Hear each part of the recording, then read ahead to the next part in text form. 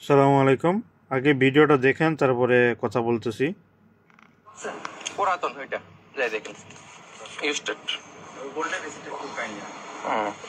এখন আমারটা আগে সমাধান করেন, আমি তারপর বোল্ডের রিসিভ টান কিসের লাইভ করতেছি। না ওইটা তো নিয়ম, ওইটা নিয়ম, আপনি কি নিয়ম মানেন না নাকি? হ্যালো, আসসালামু আলাইকুম। এটা আমার আপনি মোবাইল কেন ধরতেছেন? উনি আমাকে টর্চার করতেছে। হ্যাঁ, এখানে এয়ারপোর্টে আমাকে টর্চার করতেছে।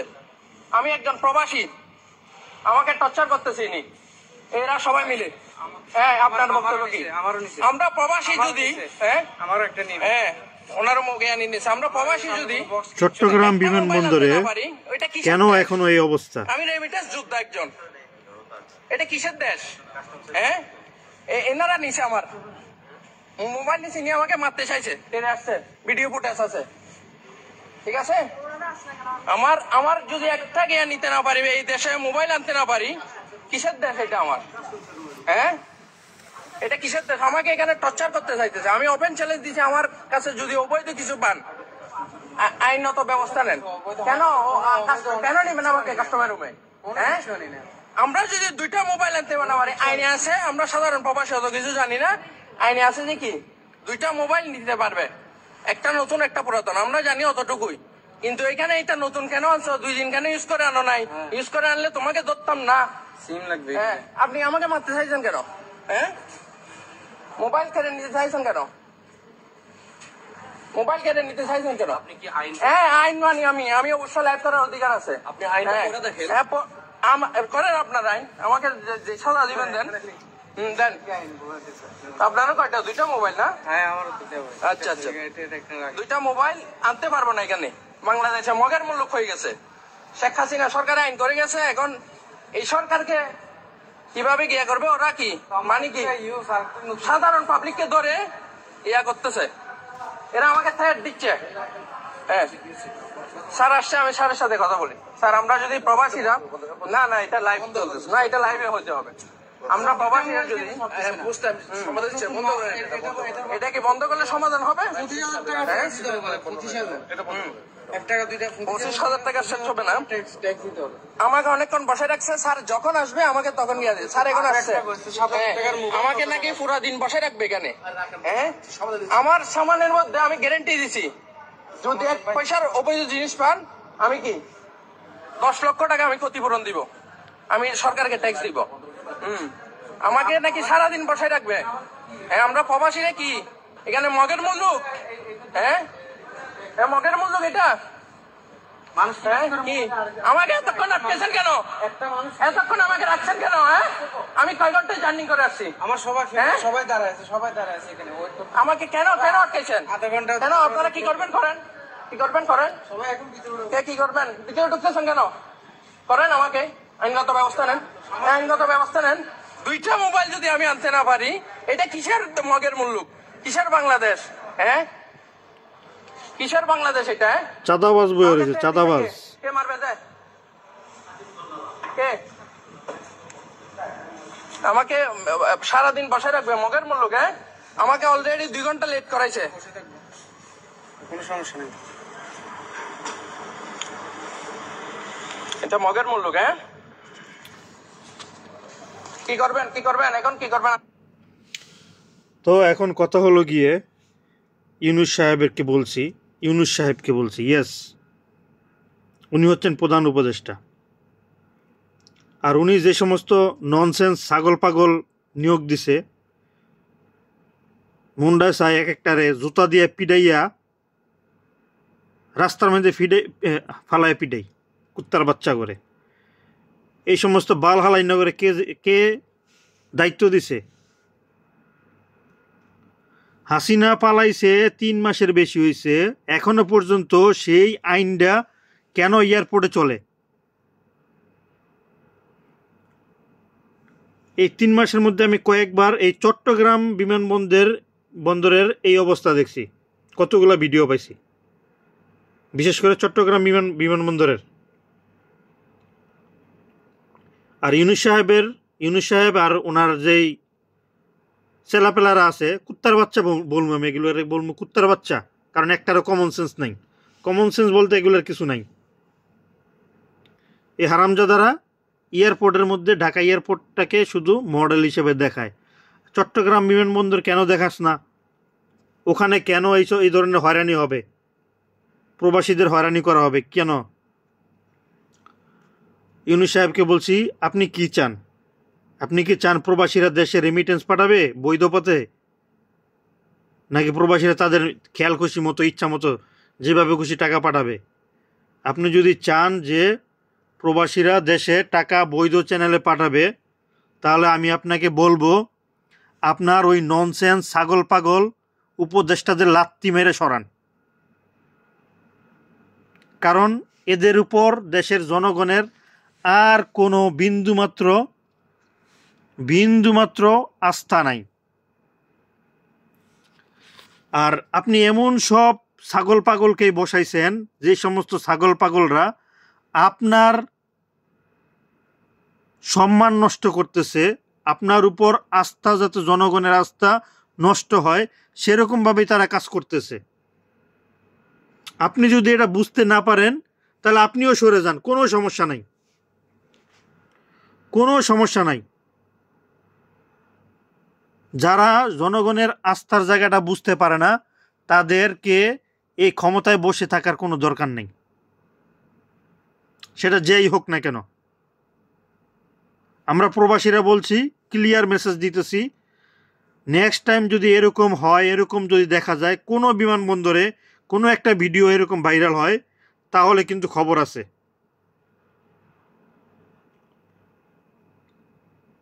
তাহলে অবশ্যই খবর আছে। নাম্বার 1, রেমিটেন্স আমরা আবারও বন্ধ করে দেব, শাটডাউন করে দেব রেমিটেন্স। তখনই রেমিটেন্স শুরু হবে যখন এই সমস্ত ছাগল পাগল, কুত্তার বাচ্চা, ছাগলের বাচ্চা, বিলাইয়ের বাচ্চা আর বুইরা খাড়াসগিলিরে আপনি এখান থেকে সরাইবেন। ঠিকমতো কথা বলতে পারে না, ঠিকমতো হাঁটতে পারে না, এই সমস্ত ছাগল পাগলরে বসাইছেন আপনি উপদেষ্টা মণ্ডলীতে। এই 1। নাম্বার 2, হাসিনা পালাইছে 3 মাসের বেশি হয়েছে, এখনো পর্যন্ত হাসিনার আমলে যে করা ব্যাগেজ নীতি, সেই ব্যাগেজ নীতি কেন এখনো প্রচলন আছে? এখনো কেন এই ব্যাগেজ নীতি দ্বারা প্রবাসীদের লাগেজ ব্যাগেজ পরিচালিত হচ্ছে? কেন এই নীতিমালা এখনো কার্যকর আছে? আমাদেরকে সেটার উত্তর অবশ্যই দিবেন। এটার উত্তর আমরা অবশ্যই চাই। আর 3 মাসের মধ্যে যতগুলো প্রবাসী হয়রানি হয়েছে, যতগুলো বিমানবন্দর আছে সবগুলো বিমানবন্দর চেক করতে হবে, এবং যতগুলো প্রবাসী হয়রানি হয়েছে সবগুলোর ক্ষতিপূরণ এই সরকার দিবে। আর ওই সরকারের ওই উপদেষ্টা দিবে যে এই দায়িত্ব নিয়েছে।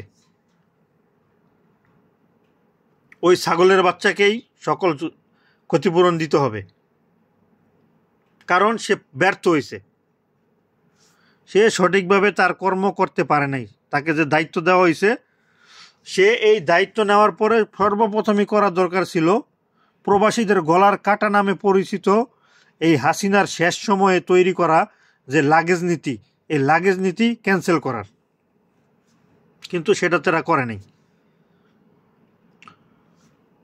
আমরা প্রবাসীরা শেষবারের মতো ওয়ার্নিং দিচ্ছি, এই ব্যাগেজ নীতি অবশ্যই এই ডিসেম্বর মাসের মধ্যে ক্যান্সেল করতে হবে। একটা প্রবাসী দেশে যাওয়ার সময় সে 2 বছর 3 বছর এর চেয়ে বেশি বছর পরেও দেশে যায়, অতএব সে মিনিমাম সাথে করে 5টা মোবাইল নিতে পারবে। নর্মালি একটা মানুষ 1টা মোবাইল 2টা মোবাইল ইউজ করে, সেহেতু 2টা মোবাইল সে পার্সোনালি নিতে পারবেই, এবং অতিরিক্ত 3টা মোবাইল তার আত্মীয় স্বজনের জন্য অবশ্যই নিতে পারবে। গোল্ড আগে যা ছিল 200 গ্রাম গোল্ড নিতে পারবে একজন প্রবাসী, 200 গ্রাম স্বর্ণ জিনিস এবং 100 গ্রাম স্বর্ণের জিনিস, বানানো জিনিস, আর 100 গ্রাম সে নিতে পারবে গোল্ডের বিস্কিট অথবা গোল্ড বার যেটাকে বলে। আর প্রতিটি ব্যবহার্য বিষয়, ঘরে ব্যবহারের জিনিস একটি করে নিতে পারবে ফ্রি। আরও একটা বিষয় খেয়াল রাখতে হবে, প্রবাসীরা প্রবাস থেকে তার ফ্যামিলির জন্য বিভিন্ন জিনিসপত্র দেশে পাঠায়, সেজন্য কাস্টমস আরও খরচ কমাতে হবে কাস্টমসের, যাতে করে বিদেশ থেকে প্রবাসীরা কম টাকায় দেশে মালপত্র প্রেরণ করতে পারে। মিডল ইস্ট থেকে বাংলাদেশে মাল পাঠাতে 15 রিয়াল খরচ পড়ে, 15 রিয়াল, 16 রিয়াল, 17 রিয়াল, 20 রিয়াল এরকম। কেন? ভারতে মাল পাঠায়, এমনকি ইন্দোনেশিয়াতে মাল পাঠায় 11 টাকা, 12 টাকা রিয়াল, 11-12 রিয়ালে। শুধু বাংলাদেশে কেন 15 টাকার উপরে, 15 রিয়ালের উপরে দাম পার কেজি। এটা শুধু প্লেন দিয়ে যাবে, সেজন্য বাংলাদেশে যাবে এত টাকা খরচ। ইন্দোনেশিয়াতে প্লেন দিয়ে যাবে এত কম কেন? এখানে কারা বসে আছে? কে এই চোরগুলা বসে আছে? ওদেরকে খুঁজে খুঁজে বের করে লাথি মেরে সরাইয়া দিতে হবে, লাথি মেরে।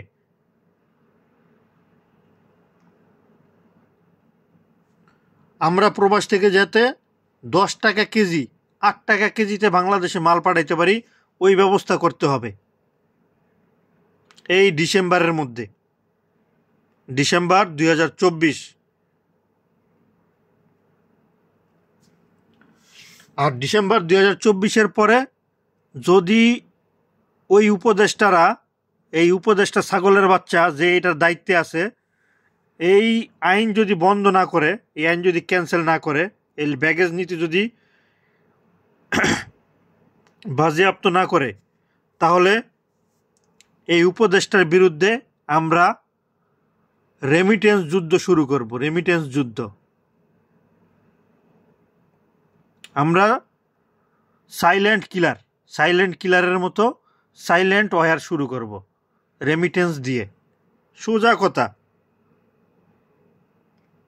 সবাইকে ভিডিওটি দেখার জন্য ধন্যবাদ। ভিডিওটি বেশি বেশি শেয়ার করবেন, যাতে করে ইউনূস সরকারের কান পর্যন্ত, অথবা ইউনূস সরকারের যে উপদেষ্টা মণ্ডলী আছে তাদের হাতে গিয়ে এই ভিডিওটা পৌঁছায়, সরাসরি এই মেসেজটা যাতে তার কাছে যায়।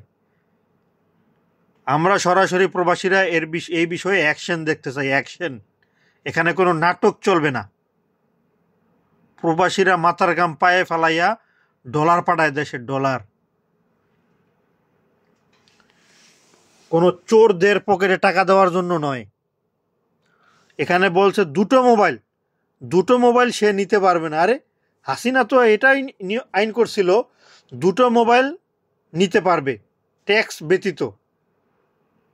আর 3 নাম্বার মোবাইলটা যদি নেয়, তাহলে সেটার দামের উপরে নির্ভরশীল একটা সিস্টেম আছে, ওই নিয়ম অনুসারে ট্যাক্স আসবে সেই মোবাইলের উপর। আর এখানে তো এই দালালের বাচ্চারা, এই কুত্তার বাচ্চারা এয়ারপোর্টের মধ্যে সিস্টেম করছে, 2টা মোবাইল নিলেই ট্যাক্স ধরবে। আর ঈশ্বর, মগের মূল্য বানায় রাখছো নাকি আরামজাদারা? এখানে কারা কারা আছে জড়িত, এই ভিডিও দেখে দেখে সবাইকে খুঁজে খুঁজে বের করতে হবে। তাদেরকে জরিমানা সহকারে চাকরি থেকে নক আউট করে দিতে হবে, পার্মানেন্ট বিদায়। কোনো এখানে ওখানে ট্রান্সফার চলবে না, এদের জন্য কোনো ট্রান্সফার চলবে না, সরাসরি চাকরি থেকে লাথি মেরে বিদায়, খেল খতম। নতুন লোক নিয়োগ দাও, দেশে হাজারো লোক বেকার আছে। কথা ক্লিয়ার মেসেজ, এটা আমাদের প্রবাসীদের ক্লিয়ার মেসেজ। সবাই ভিডিওটি বেশি বেশি শেয়ার করবেন, যাতে করে উপদেষ্টাদের হাতে গিয়ে পৌঁছায়, উপদেষ্টারা যাতে দেখতে পায় এই ভিডিও। সবাইকে ভিডিওটি দেখার জন্য ধন্যবাদ। আসসালামু আলাইকুম।